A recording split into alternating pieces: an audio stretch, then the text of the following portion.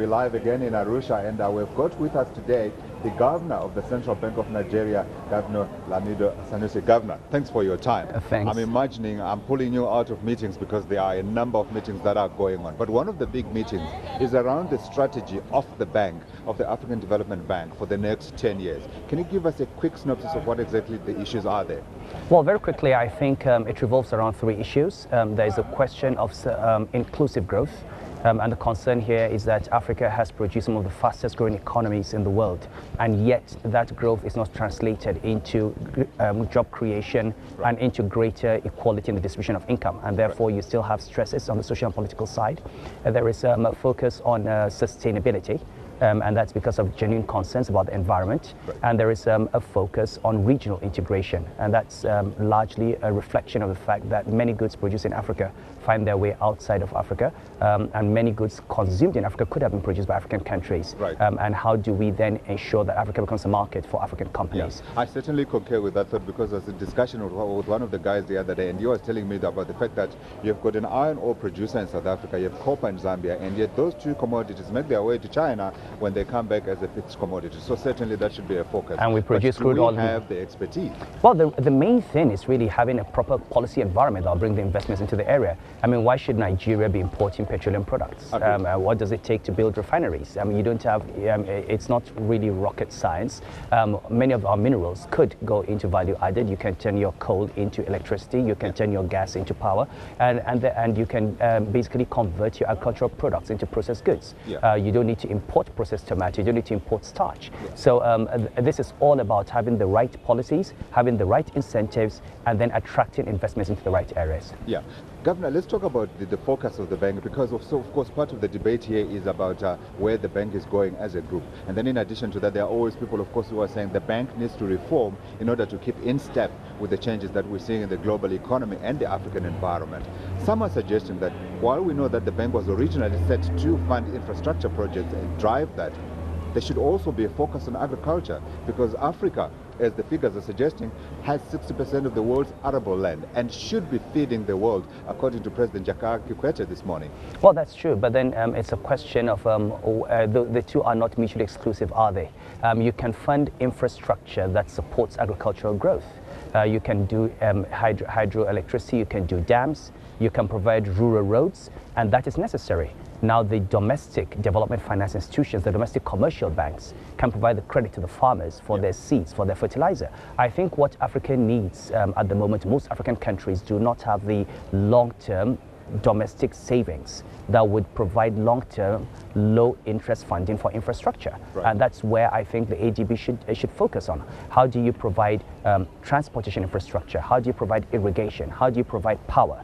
And then when you do that, the local capital and money markets should be able to take the private sector to the rest. Is there unanimity on this view, Governor, or are we seeing split voices here? Because I certainly heard it from President Kikwete. I picked it up from one of the shareholders of the bank, from a non-regional member that is a European country. I mean, look at President Kikwete, what he's doing in China, in Tanzania. He's got the Southern Agricultural Growth Corridor of Tanzania.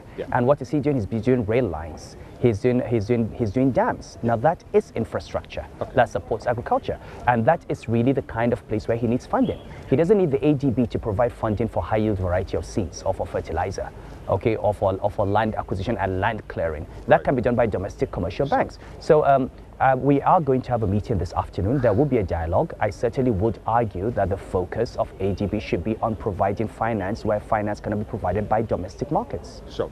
Let's speak now about where you see the bank going. Now, of course, as we said, the bank is always evolving in order to try and adapt to its circumstances. As Nigeria, as a shareholder, in fact, as the biggest shareholder in the bank, are you satisfied with the direction that the bank is taking under President Donald Kaberu? I think everybody is impressed by the work Donald has done. He's transformed the bank, he's increased the capitalization, he's improved focus. He's also played a major role in terms of providing advice and partnering with other partners and bringing an African solution to African problems. I don't think I've heard anyone that has questioned the progress of the bank under him, and it's something that we're very pleased with, and we do hope that whoever takes over from him will continue with that. Do you have any concerns that you would like perhaps addressed? Well, the main thing to my mind is how do you improve African integration? Right. How do you think of Africa as one market? Now, when we begin to think of Africa as a market, we then say, how do we build infrastructure to bring goods from areas of comparative advantage to areas where you consumption? Why shouldn't goods be produced in Yaoundé and be put on a train from Cameroon to South Africa? Right. Why is that so difficult? Why is it so easier? Why is it so much easier to go to Europe and to go to Asia than to go to another African country? I mean, coming here, some people took 48 hours. They had to go through Europe.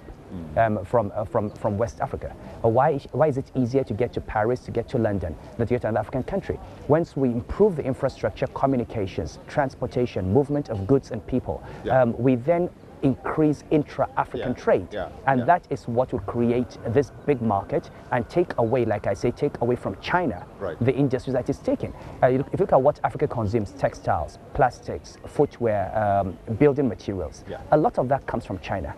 But a lot of that can be produced in some African countries. So why don't we encourage those countries to produce those goods and then make those goods easily transportable to other African countries? Whose fault is it, Governor? Is it not our fault as Africans that we've not put in place the mechanisms and the enabling environment to enable private money to come in perhaps and help us develop this goods? Well, private money would come in if you have access to markets. And I think if we started thinking in that strategic direction and say, let's say we said we wanted to increase intra-African trade from 10% to 40% or 50% over a number of years. What do you need to do in terms of connectivity? And let me give you a simple example. Look at all the gas resources in Africa. Imagine if you had gas pipelines, from Algeria all over North Africa, or from the Niger Delta all over West Africa. And then you had them in Mozambique and South Africa, in Southern Africa. Now that would light up Africa. Agreed. And that would bring up industries. And then you get comparative advantage. And then you now have transportation. So you can have a 10-year plan that basically is about linking Africa with power, linking Africa with transportation, linking Africa with communications. And that will empower African people to lift themselves out of poverty. Absolutely. Now, Governor, we've got dark clouds gathering over Europe. Again, I mean, Europe has been in the news for quite a long time, so we'd imagine there has been some kind of preparedness from a Nigerian perspective. Is the country prepared for the impact of the European crisis, particularly, of course, on its main commodity, oil? Well, I must say that we're not as prepared now as we were in 2007, 2008. On the eve of the last crisis, we had reserves of about $60 billion. The fiscal position was much stronger. We basically were moving we entered the crisis from a position of strength. The banking consolidation had happened. Even though we had a banking crisis, the reality was that we had 24 banks. If you had 89, it would have been much worse and much more difficult to manage. Now the banks have been fixed, but we do have reserves that are down to under $40 billion. Interest rates are already very high. We losing money. I mean, the oil minister has just said that we lost $7 billion last year from oil theft. And there's the whole question about how much could have been lost in subsidy that was not related to fuel that was brought in. Now, $14 billion, I mean, if the House of Reps is correct, and it's $7 billion, 7 plus that's $14 billion. Now, if we had that money, we would have had $52 billion in reserves. Absolutely. I would have been better prepared. So I think we do have a difficult situation ahead of us. We would not like oil prices to crash, certainly. We've not built up the excess crude account.